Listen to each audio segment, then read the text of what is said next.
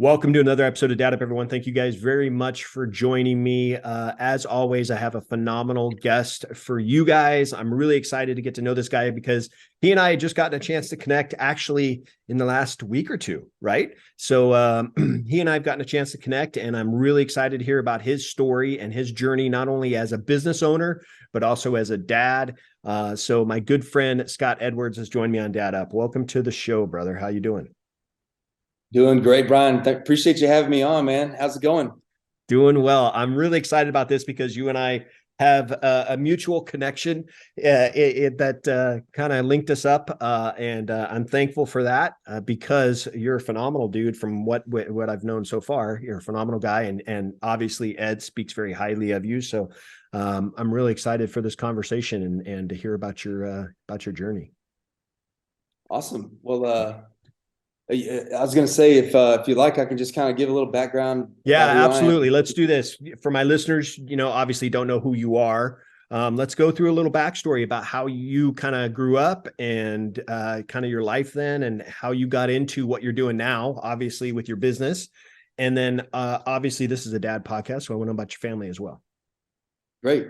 It's kind of funny. My entrepreneurial journey sort of really mixed with my with the dad part of me because well, like most dads, I mean, a lot of stuff that we do is motivated by, giving our children, giving our families a better life. And so for me, everything that I did growing up, I grew up in Huntsville, Texas, by the way.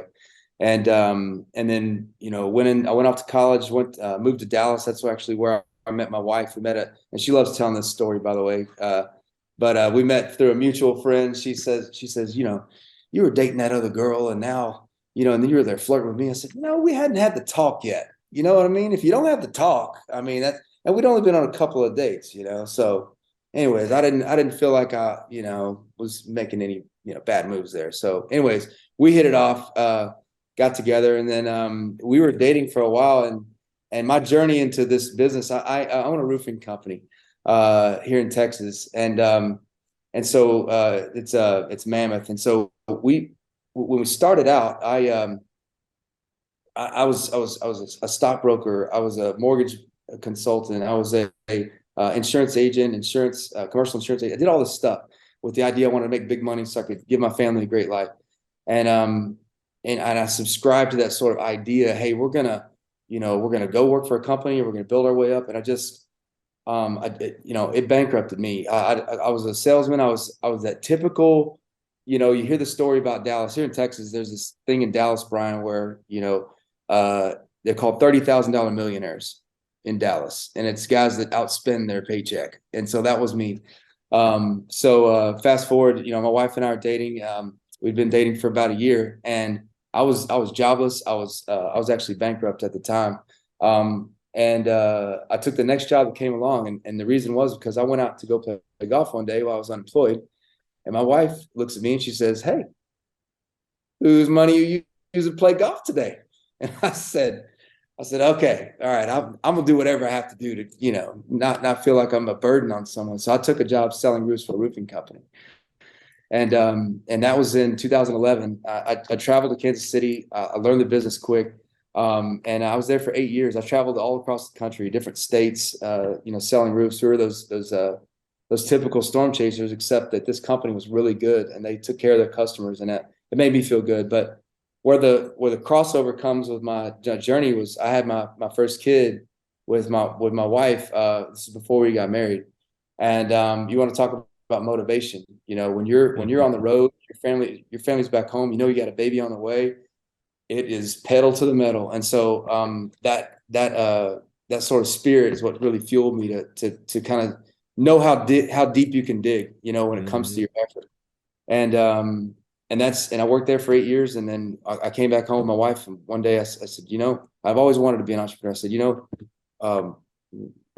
um, we're getting to the point where I'm going to run out of time, and our kid, as kids come along, the kids are going to cost a lot of money. And I said, if we're going to do it, let's do it. She said, okay.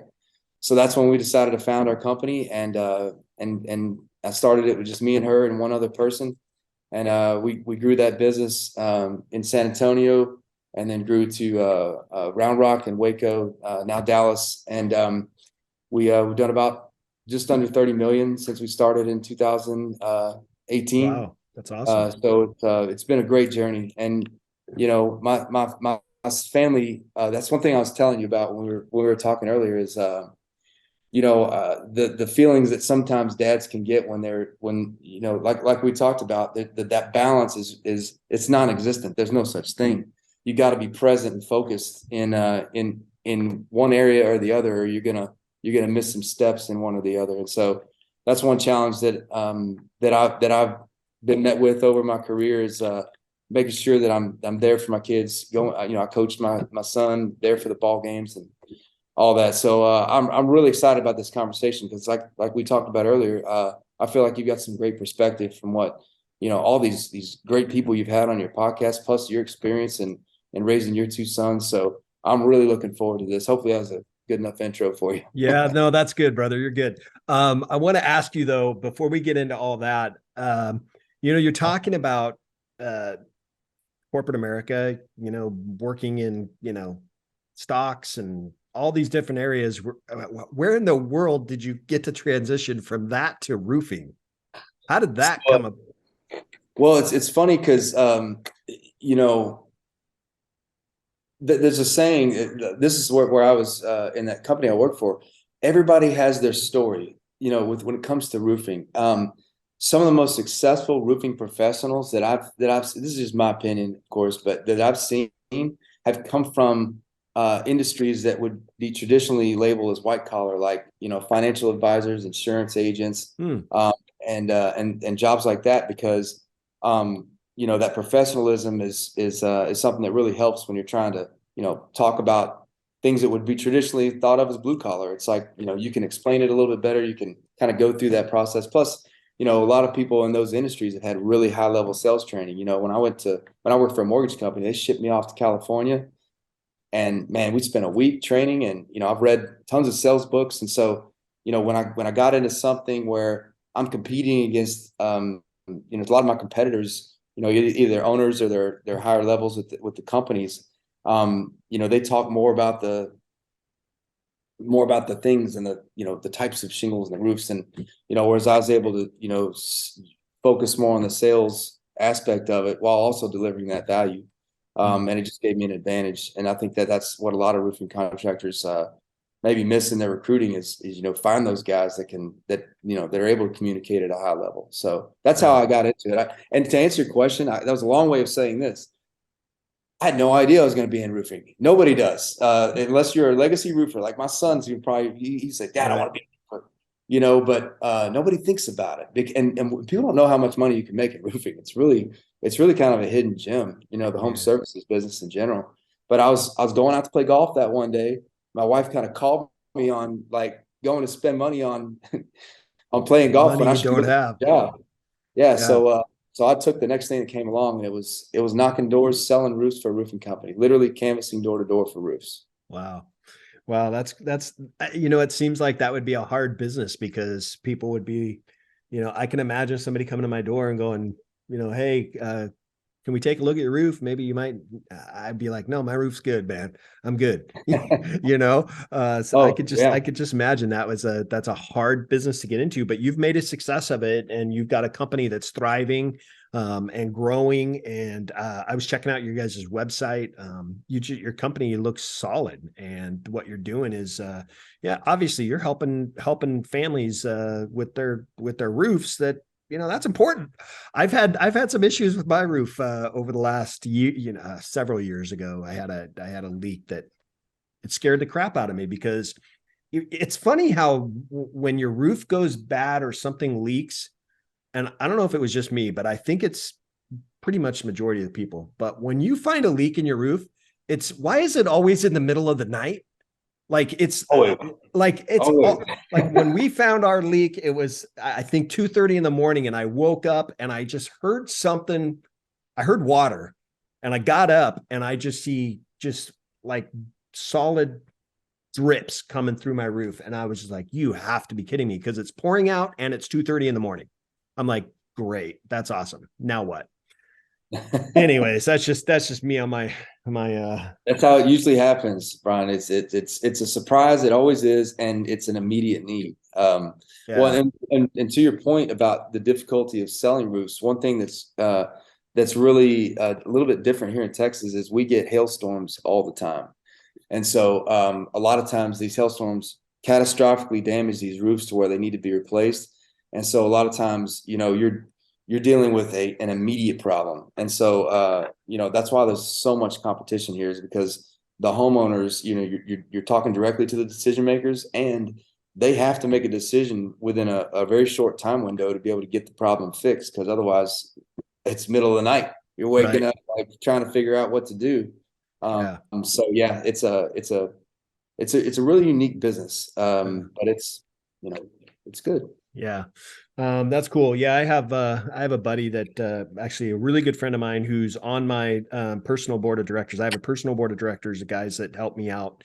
And he lives in Houston, and then I have a niece and her husband and baby, my grandniece, live in up near Dallas or outside of Dallas. So very, very fairly familiar with Texas, but I've often thought about moving there. I just don't know if I could deal with the summertime humidity and heat and you know.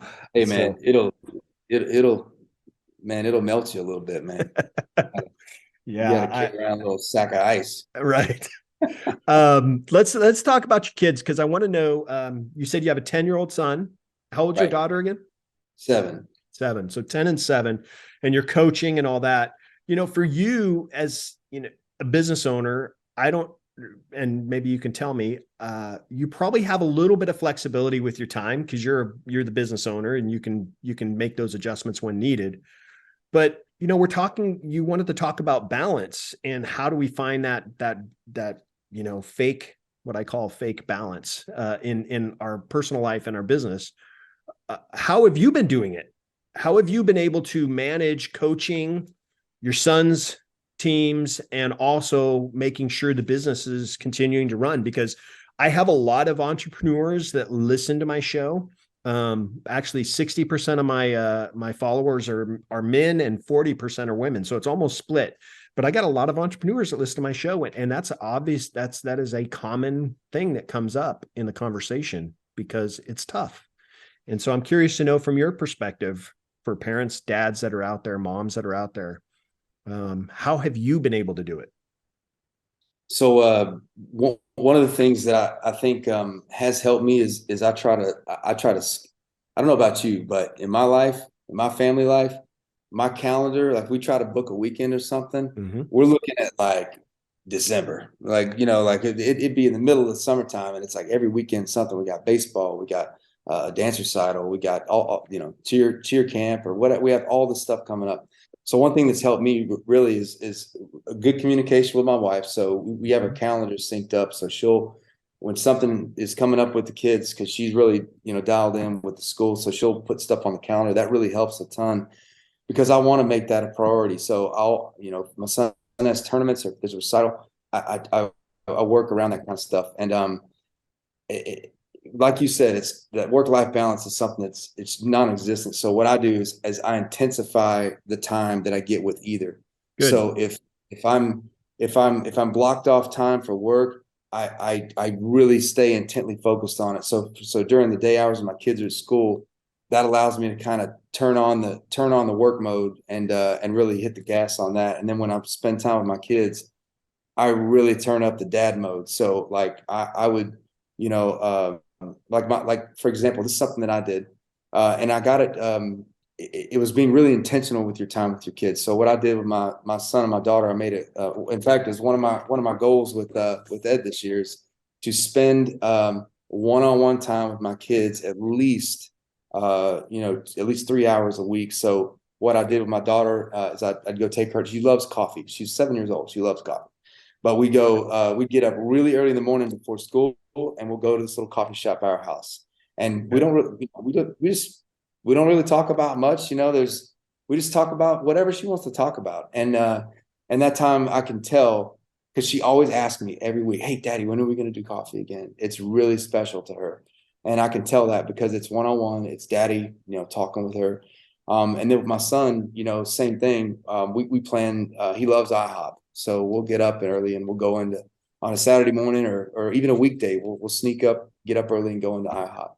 And so for me, trying to be there when they know when like for example, the games, I want them to see me there. I'm engaged. I try to keep my phone off. So that they see, when they look up and they see my face, they see my face. They don't see the top of my head.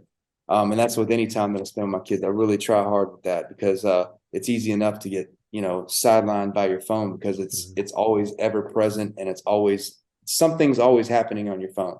Mm-hmm. And that's something I try to talk to them. So when we're in the car together, hand me the phones. We're not going to look at phones. So I put the phones in the console and, we'll play games. So like on the way to school, if I take them to school, we'll play 20 questions, so that they're just something. And they always ask, all right, Dad, what game we playing? So they, for some reason, I guess 80s have made a comeback. They love that song, The Danger Zone. Right. So Daddy, let's play Danger Zone. So I'll pretend the truck is like this freaking jet rocket ship. Right. I mean, a little Top Gun for you. Top Gun action, but I'm Iceman, baby. The kids are back there. They made up their own call signs. Like I'm Dragon, Green Dragon. So anyways, I just try to be creative. I try to be focused. I try to stay dialed in with my kids when I'm with them. And then when I'm working, I really try to focus on work. So that's how I do it. And I'm always looking for advice though. Like whatever advice I can get. And like I said, I've listened to your podcast. I thought Mark Thompson has some really unique perspective on how to really maximize that quality time with your kids. Yeah, Mark's a good dude. He is phenomenal, was a phenomenal DJ, now an author, but yeah, he's a really good dude and very funny, very funny. But anyways, what you're doing right now is exactly what you're supposed to be doing. When you're intentional with your time, whether it's in your business or with your family, be intentional. Meaning, if you intend to spend time in your business, do it. If you intend to spend time with your son or your daughter or your wife, do it, and do it 100%. Because if you don't, you're going to miss something. Like you said, you don't want your kids looking up and seeing the top of your head. There's going to be a time when your kids look up and see your face, and it's going to change their energy, right? They may look up and see you all the time right now, but there's going to be that one moment that it's just going to change their energy. Something may happen. Maybe your son hits a home run, whatever it is. Your daughter, does a full flip, I don't know, in dance or being a ballerina, whatever she wants to do. But those times are going to happen, and they're going to do something amazing. And then guess what they're going to do? They're going to look right up to see if mom and dad are looking. And I've had so many parents that struggle with making a commitment to be intentional with their kids, and they've missed moments like that, moments that they'll never get back. When your child is, and I talk a lot about sports because my boys just obviously gravitated towards sports, but when your child is playing in an extracurricular activity like a sport, and they look up in the stands, they don't care about everybody else that's in the stands. All they care about is you and their mom, right? So it's important to be intentional. My boys, I coached their teams from the ages of 4 all the way through high school. I even continued coaching after my younger son. He graduated and went on to play college basketball. I was still coaching at the high school level because I wanted to be a role model, a mentor for the young men that I coached. But my boys always knew that I was 100% dialed in as a coach and a dad for them. When I wasn't coaching and I was just going to their practice, I would go to their practices and watch. I wasn't on my phone. I wasn't doing other things. I was intentional with watching their practice. I wanted them to know that I was there for them. And what you're doing with your kids, being intentional with them, spending one-on-one time with them is awesome. That is something I recommend that to the clients that I have, the dads that I coach, one-on-one time and also family time, meaning together. And what you referenced in the very beginnings, you talked about you and your wife making sure that your schedule's aligned. That's critical. That's something that my wife and I do. Listen, at the end of the day, we are always making appointments for different things, whether it's doctor's appointments, whether we go to the gym and we have a trainer that helps us. We have meetings. You have meetings at work, right? That are all on your schedule. So you know those can't be missed. Well, your family time needs to also go on your schedule. And a lot of parents don't realize that. They don't think about that because they're like, well, it's family. I'm around them all the time. So I know when things come up. No. You have to put that stuff on your schedule, because if you don't, it's going to get overlooked or something's going to get in the way and it's going to get missed. And those things that are on your schedule are a priority. Let me ask you something, Scott. When you have a meeting at your office with a client, an important client, a business partner, whatever it is, you have a meeting that's on the schedule. You don't miss it, do you? No. So the same has to be applied to your kids, your family, your spouse, dating your wife. Those kind of things have to be on your schedule. That's something that my wife and I always did. We had a Sunday evening time. We're usually it's when we're relaxing, watching a little bit of TV. We ask each other, what do you got going on this week? What do I have going on this week? Let's make sure we can find some time for us and for our kids, for our family. See, and the kind of check-in. Yes, we did that every single Sunday evening. Doesn't take very long. We just wanted to make sure that we had no conflicts, and where can we find open space that my wife and I could spend time together? Where can we find open space on that calendar where we can make the family, put a schedule together for the family? That was every week. And that's something that we still do it today, even though our boys are older. We still do it today. We still talk about what's coming up for you this week, what's coming up for you this week. And then we align what we need to align to make sure things happen. My wife and I are very big into dating each other, and we make sure that we go out. We don't do it like once a week. We do it every other week or so. We'll go on a couple dates a month, and that's just important to us. And so, yes, being intentional with your time is important for not only your business, but for your family. And I love that you have been that way with your kids. And there's also going to be a time, Scott, and I'm going to tell you this because it's going to be hard to hear, but it's going to happen. Your kids, they're 10 and 7. There's going to be a time when they are not going to want to hang out with you. They're going to want to be with their friends. They're going to want to hang out with, their best friends down the street. They're going to want to go to a sleepover. They're not necessarily going to want to hang out with dad. However, the bonds that you're building right now with your kids and the relationship that you're building right now with them, because you're being so intentional with them, they're going to come back to that. When they get to that, early adult, what I call pre-adult age, 17, right around that 17, 18 years, they're going to come back. My boys are 2 of my best friends right now, 2 of my best friends. And it's because I was so intentional with them growing up. Yes, there was a point in their life where they're like, Dad, I'm at school. Don't give me a hug goodbye. No, like, get away, that kind of thing, right? Hey, dude, I'm going to go do this today. You want to do it? No, I'm going to hang out with so-and-so and so-and-so. All right. So you just don't take offense by it, and just know that they come back. So that's just, this is something I want to share with you, but your kids will go through it, but you're being intentional with your time, and that's awesome. And that's something that business owners should understand. You can still build a successful business. Scott's doing it. You can still build a successful business and be a successful father. And that's the point. Like you said, I'm just hoping that's doing that one-on-one will build that equity so that they will come back in it, but yeah, I mean, it's a lot of fun. I mean, you can just tell they have a blast when we do all these goofy little deals, so it's fun, and we come up with different stuff all the time. So, yeah, I appreciate the heads up. I appreciate the warning. And I feel like so I talk to a lot of dads. So I've dads with kids of all ages. And so literally every person I talk to, they're like, oh man, just wait. I'm like, oh gosh. Because they say when they from 12 until maybe 15, 16, it just gets really rough. And so I'm kind of bracing for the impact here. So I appreciate that perspective. Yeah, I'll leave you with this on that topic. When we're talking about, and this isn't just for Scott, this is for anybody that's listening, any parents out there that are listening that are maybe about to hit this phase with their kids. Yes, there's going to be challenges. Your kids are in those early teenage years where there's a lot of things going on, not only with them mentally, but physically, right? They're going through a lot of hormonal changes.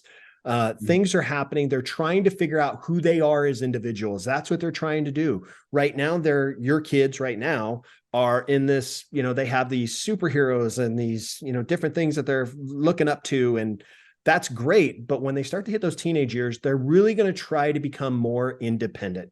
Who am I as a person? How am I able to handle things? How am I able to be independent? How am I able to be grown up? That's what they want to do. They want to be a grown up, right? And so, yes, there's going to be challenges. There's going to be heartbreaks. There's going to be, boyfriends or girlfriends that they're going to break up with. There's going to be best friends that they're going to get in fights with. There's going to be issues at school. There's going to be issues with homework. There's going to be issues with, maybe it's bullying, something along those lines. Things like that will come up, and those will be challenges that you will have to face, and those will be struggles that they will have to face. That's okay. That's part of life. What's important though is the ages that they're at now, building those relationships and those bonds with them right now is going to strengthen the trust that they have with you. So that way, when they are hitting those struggles as a teenager and going through that phase of their life, they're going to know that, what, I can go to my dad and talk to him about this, and it's going to be okay. My boys always knew that my home was a safe space. They always knew that they could come and talk to me. I use the sports analogy because my boys just were sports freaks. So I always told them, look, dude, I'm on your team. I'm on your team. So if you need to talk to me, come talk to me. Or if you don't want to talk to me and you want to talk to mom, come talk to mom. We're on your team. And I've told them, I said, look, I don't care if it's something you've done wrong or something that you didn't do that you were supposed to do. That's okay. We'll work through it. And I want to help you.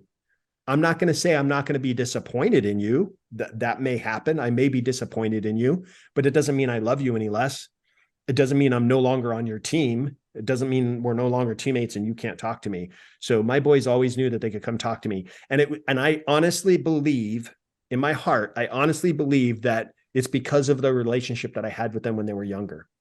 So for your kids, because of that relationship you're building right now with them at such a critical age that they are at, that they're going to be able to feel that safe space with you when they do hit those struggles that they're going to face as teenagers. So yeah, your friends are right.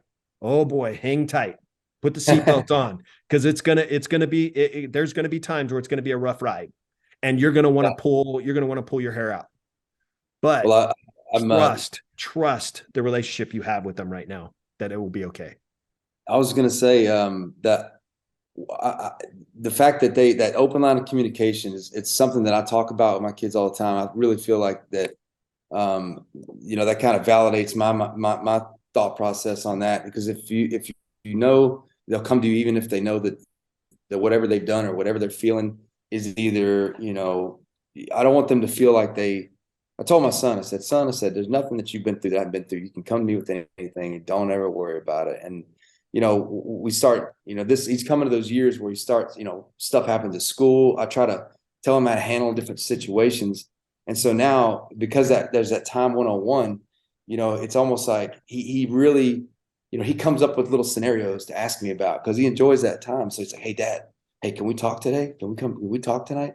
And so he'll tell me about some situation. I'm thinking, man, I didn't know if this might have warranted, a dad moment teaching lesson here, but I think it's more the time spent, and that makes me feel good that he feels, like he wants to spend that time and get my perspective. He loves my stories. I tell him stories all the time. It's like, man, let me tell you this story that happened to me. We play this game called Zero or Hero, because I tell him all the stories about, when I was a zero or a hero, and he's like, all right, Dad, let me guess. So I'll start my story off, and he's like, oh, you're going to be a zero in this one. I'm like, Like, all right, we'll wait till the end, like my senior year, I called my shot my senior year, my last at bat. And I hit a home run foul by like maybe 20 feet. And then I struck out. So it's like this anticlimactic inning. He loved the stories though. He's like, oh man, did you hit it out the next pitch? I'm like, nope. I struck out my last pitch for senior year after I called my shot.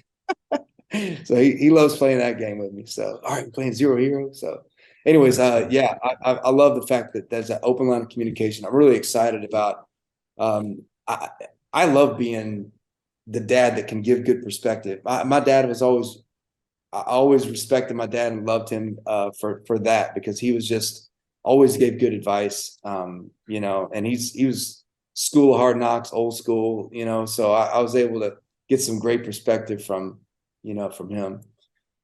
So Let me ask you, you're bringing up your dad.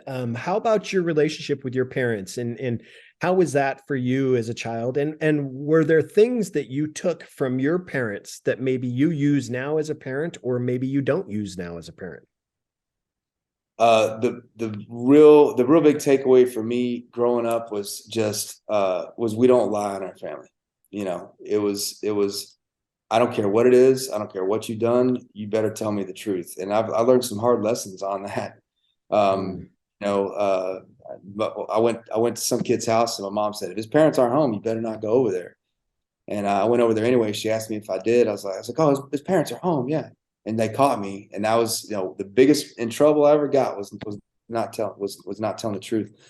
So that was a really good takeaway for me, and it served me well in my life. And then work ethic. My mom owned a flower shop in our hometown, Huntsville, and I mean, she worked her butt off, and just seeing that from my mom, seeing that entrepreneurial spirit, seeing her put in the work when you don't want, when you don't want to put in the work, that was something that the great takeaways from my family is do the right thing, be honest, and go out and work hard. And I must say I feel that's one thing I was telling Ed about is I sometimes feel almost guilty because I had such a great family life, and just people, they took care of me, they helped me, they gave me a leg up. And so when I sometimes have this imposter syndrome, like, because I've done some of these things as far as like creating success, and I feel like I really did. I had a leg up. My family, they sent me to school. This lady that my mom worked for paid for our school, and it was just, I've had a lot of blessings, and I'm praying that I'm not letting God down. You know what I mean? That by doing my very best to be the best version of myself. And so that's the two big takeaways from my childhood. And my relationship, I have great parents. I mean, they were just awesome. And Huntsville was a great place to grow up, by the way. It was a little bit of country, a little bit of a city. I mean, just a great place to grow up. So That's cool. That's cool.